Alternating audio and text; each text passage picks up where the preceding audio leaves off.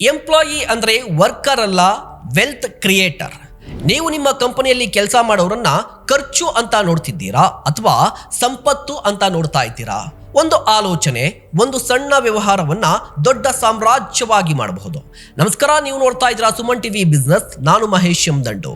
ನಿಮಗೊಂದು ಪ್ರಶ್ನೆ, ನಿಮ್ಮ ಕಂಪನಿಯಲ್ಲಿ ತಿಂಗಳಿಗೆ 30,000 ಸಂಬಳ ಪಡೆಯುವ ಎಂಪ್ಲಾಯಿ ನಿಮಗೆ ನಿಜವಾಗಿಯೂ ಕೂಡ ಖರ್ಚಾ? ಬಹುತೇಕ ಉದ್ಯಮಿಗಳು ಹಾಗೆ ಯೋಚಿಸ್ತಾರೆ. ಸಂಬಳ ಹೆಚ್ಚಾಯಿತು, ಜನ ಜಾಸ್ತಿ ಆದರೂ ಯಾರು ಕೂಡ ಲಾಯಲ್ ಆಗಿಲ್ಲ ಅಂತ ಬೇಸರವನ್ನ ವ್ಯಕ್ತಪಡಿಸ್ತಾರೆ. ಆದರೆ ಜಗತ್ತಿನ ಅತ್ಯುತ್ತಮ ಕಂಪನಿಗಳು ಎಂಪ್ಲಾಯೀಸ್ ಅನ್ನ ಖರ್ಚು ಅಂತ ನೋಡಲ್ಲ, ಇನ್ವೆಸ್ಟ್ಮೆಂಟ್ ಅಂತ ನೋಡ್ತಾರೆ. ಒಬ್ಬ ಉತ್ತಮ ಸೇಲ್ಸ್ ಎಂಪ್ಲಾಯಿ 1 ವರ್ಷದಲ್ಲಿ ಕೋಟಿ ರೂಪಾಯಿಗಳ ರೆವಿನ್ಯೂ ತರಬಹುದು. ಒಬ್ಬ ಉತ್ತಮ ವಿಡಿಯೋ ಎಡಿಟರ್ ಲಕ್ಷಾಂತರ ಜನರನ್ನ ನಿಮ್ಮ ಬ್ರಾಂಡ್ ಕಡೆಗೆ ಸೆಳೆಯಬಹುದು. ಒಬ್ಬ ಉತ್ತಮ ಕಸ್ಟಮರ್ ಎಕ್ಸಿಕ್ಯೂಟಿವ್ 100 ಕಸ್ಟಮರ್ಸ್ ಅನ್ನ ವರ್ಷಗಳ ಕಾಲ ನಿಮ್ಮ ಜೊತೆಯಲ್ಲೇ ಉಳಿಸಬಹುದು. ಒಬ್ಬ ಉತ್ತಮ ಮ್ಯಾನೇಜರ್ ನಿಮ್ಮ ಅರ್ಧ ಒತ್ತಡವನ್ನ ಕಡಿಮೆ ಮಾಡಬಹುದು. ಅಂದ್ರೆ ಅವರು ಕೇವಲ ವರ್ಕರ್ಸ್ ಅಲ್ಲ, ವೆಲ್ತ್ ಕ್ರಿಯೇಟರ್ಸ್. ಅದಕ್ಕೆ ಕಾಸ್ಟ್ಕೋ ತನ್ನ ಎಂಪ್ಲಾಯೀಸ್ಗೆ ಮಾರ್ಕೆಟ್ಗಿಂತ ಹೆಚ್ಚು ಸಂಬಳವನ್ನ ಕೊಡುತ್ತೆ. ಯಾಕಂದ್ರೆ happy employees create happy customers.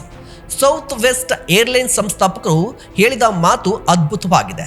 Customers comes second, employees comes first ಅಂತ ಹೇಳಿ. ಯಾಕೆ ಅಂತ ಹೇಳಿದ್ರೆ ಎಂಪ್ಲಾಯೀಸ್ ಅನ್ನ ಚೆನ್ನಾಗಿ ನೋಡಿಕೊಂಡ್ರೆ ಕಸ್ಟಮರ್ಸ್ ಕಂಪನಿಯ ಬೆಳವಣಿಗೆಯನ್ನ ಮುಂದಕ್ಕೆ ತೆಗೆದುಕೊಂಡು ಹೋಗ್ತಾರೆ. ಸೊ ಇವತ್ತಿಂದ ನಿಮ್ಮ ಎಂಪ್ಲಾಯಿಯನ್ನ ಕೇವಲ ಅಟೆಂಡೆನ್ಸ್ ನಂಬರ್ ಆಗಿ ನೋಡಬೇಡಿ. ಅವರು ನಿಮ್ಮ ಕಂಪನಿಗೆ ಕೆಲಸ ಮಾಡುವ ಜನರಲ್ಲ, ನಿಮ್ಮ ಕನಸುಗಳನ್ನ ನನಸಾಗಿಸುವಂತ ಪಾಲುದಾರರು. ಚೆನ್ನಾಗಿ ನೆನ್ಪಿಟ್ಕೊಳ್ಳಿ, ಸಂಬಳ ಪಡೆಯುವ ಪ್ರತಿಯೊಬ್ಬ ಎಂಪ್ಲಾಯಿ ನಿಮ್ಮ ಸಂಪತ್ತನ್ನ ಸೃಷ್ಟಿಸುವ ಸಾಮರ್ಥ್ಯ ಹೊಂದಿರುವಂತಹ wealth creator. Great companies great product ನಿಂದಲ್ಲ, ಗ್ರೇಟ್ ಪೀಪಲ್ ನಿಂದ ನಿರ್ಮಾಣವಾಗಿರುತ್ತೆ. ಇವತ್ತೇ ನಿಮ್ಮ ಟೀಮ್ ನಲ್ಲಿರುವಂತಹ ಒಬ್ಬ ಎಂಪ್ಲಾಯಿಗೆ ನೀನು ನಮ್ಮ ಕಂಪನಿಗೆ ತುಂಬಾ ಅಮೂಲ್ಯ ವ್ಯಕ್ತಿ ಅಂತ ಹೇಳಿ. ಈ ಒಂದೇ ಮಾತು ಸಾಕು, ಒಬ್ಬ ಸಾಮಾನ್ಯ ಎಂಪ್ಲಾಯಿಯನ್ನ ಎಕ್ಸ್ಟ್ರಾರ್ಡಿನರಿ ವೆಲ್ತ್ ಕ್ರಿಯೇಟರ್ ಆಗಿ ರೂಪಿಸಬಹುದು. ನೀವೇನಂತೀರಾ? ಕಮೆಂಟ್ ಮಾಡಿ. ಈ ವಿಡಿಯೋ ಇಷ್ಟ ಆಗಿದ್ರೆ ಲೈಕ್ ಮಾಡಿ, ಶೇರ್ ಮಾಡಿ.